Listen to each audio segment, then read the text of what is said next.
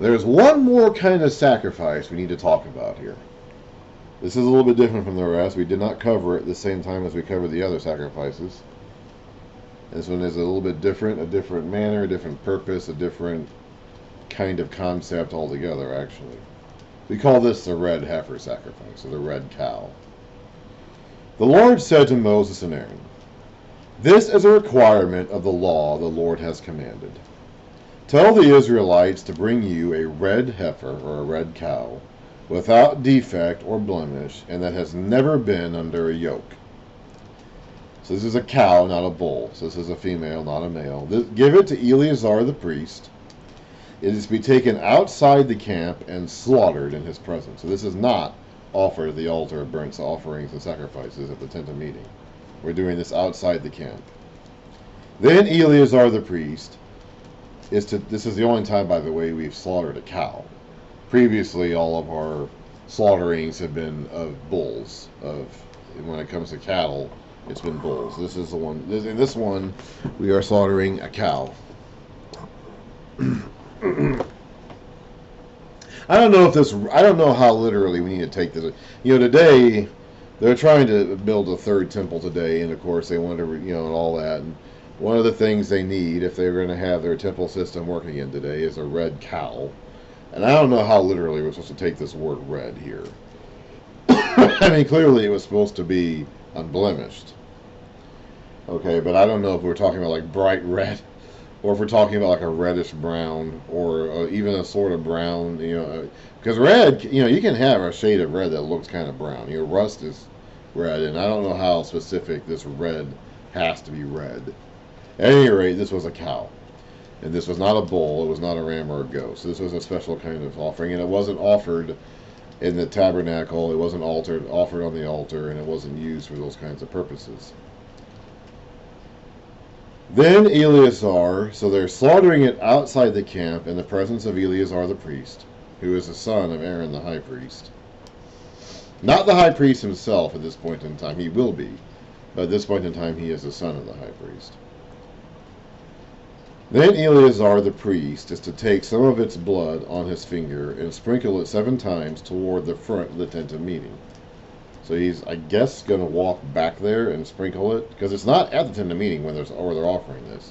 They're doing this outside the camp. While he watches, the heifer is to be burned, its hide, flesh, blood, and offal. The priest is to take some cedar wood, hyssop, and scarlet wool, and throw them onto the burning cow. After that, the priest must wash his clothes and then bathe himself with water. He may then come into the camp, but he will be ceremonially unclean until evening. So this is the priest, by the way.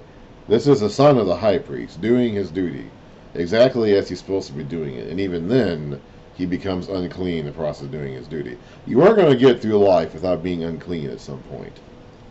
It just wasn't going to happen.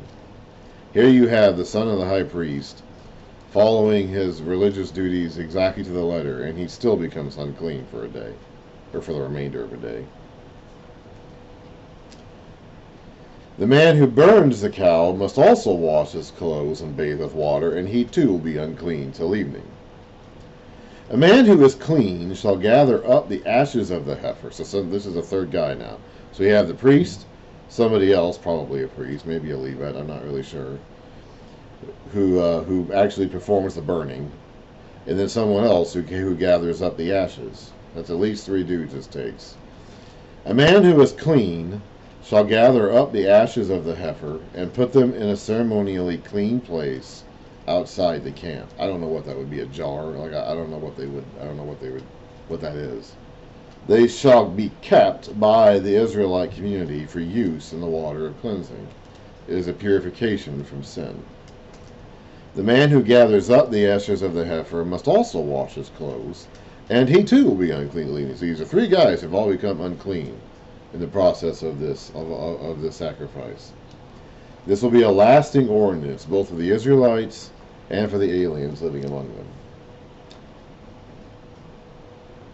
Whoever touches the dead body of anyone... Now, okay, so why do we do this? Well, what's the point of this? This is not like the other sacrifices we've read about in Leviticus and since then. This is a totally different thing being used for a different purpose. We're not really fumigating this animal up to God. The other sacrifices we were fumigating up to God. We were transforming them from a cow or a bull or a goat or a ram into a fragrant offering to God. We were translating them from earth to heaven in that regards. This is not being done. This is not the same thing. We're not doing that here. We're burning this cow specifically to get at its ashes. And we're storing these ashes, I presume, in some kind of a jar or a container of some kind, and putting them somewhere and hanging on to them so we can use them for something. The point of this sacrifice is to get to the ashes. So what are we going to be using these ashes for? Whoever touches the dead body of anyone will be unclean for 7 days. That's the maximum length of period you can be unclean for any one thing. He must purify himself with the water on the 3rd and 7th day. So that's what you use the water for. The ashes go in the water. We'll read about that in a minute here. Then he will be clean. If he does not purify himself on the 3rd and 7th days, he will not be clean. Whoever touches the dead body of anyone and fails to purify himself defiles the Lord's tabernacle. That person must be cut off from Israel. Because the water of cleansing has not been sprinkled on him, he is unclean. His uncleanness remains on him. This is a law that applies when a person dies in a tent. And they all lived in tents at this point. Later on it would be a house, but right now it's a tent. Anyone who enters a tent and anyone who is in it will be unclean for 7 days. And every open container without a lid fastened on it will be unclean. So keep your jars shut and tight and closed. Anyone out in the open who touches someone who has been killed with a sword, or someone who has died natural death, or anyone who touches a human bone or grave, will be unclean for 7 days. So whether you die inside or die outside, someone's going to eventually run into contact with you and have to deal with you, and that person is going to be unclean for 7 days. For the unclean person, put some ashes from the burned purification offering into a jar and pour fresh water over them. So that is what they need the ashes of the red cow for. It's going to go into a jar and they're going to put water in them. And then that water then is a purifying water. Then a man who is ceremonially clean is to take some hyssop, dip it in the water, and sprinkle the tent and all the furnishings and the people who were there. He must also sprinkle anyone who has touched a human bone or grave, or someone who has been killed, or someone who has died natural death. So they did this for all their funerals, basically. They would have had to have. I don't know. I'll admit, I don't know how many ashes you get out of a single cow.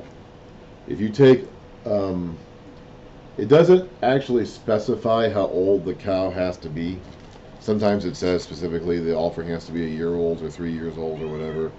In this case, it doesn't actually specify. It does have to be one that has never been yoked, so it's probably a young one. I'm assuming it's a full-grown one, though.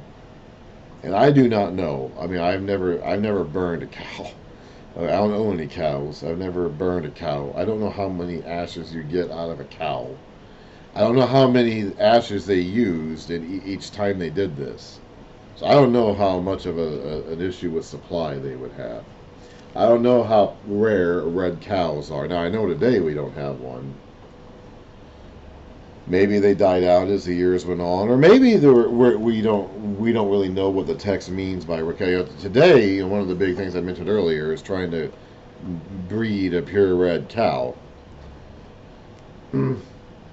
I don't know what the text even really means when it says red cow. Like, what shade of red does it have to be? Is it a reddish brown? Is it a bright red? What is that? I don't even really know. So I don't know how rare they are. I don't know how often they were burned. I don't know how many ashes you got out of a single cow or how long they would last. I don't know how many ashes you would use, because I mean, they would basically be using these ashes all the time. Because people are always dying, so every time someone dies, these ashes get used. And I don't know how long they would last. I don't know how much, I just don't know. I don't know any of this. But in order to cleanse people and things after death, and again, people die all the time, so this would be always going on. they needed to use water mixed with these ashes.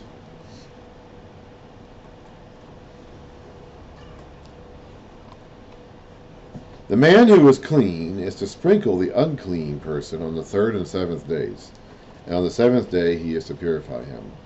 The person being cleansed must wash his clothes and bathe with water, and that evening he will be clean. But if a person who is unclean does not purify himself, he must be cut off from the community, because he has defiled the sanctuary of the Lord. The water of cleansing has not been sprinkled on him, and he is unclean. This is a lasting ordinance for them. The man who sprinkles the water of cleansing must also wash his clothes. Anyone who touches the water of cleansing will be unclean till evening.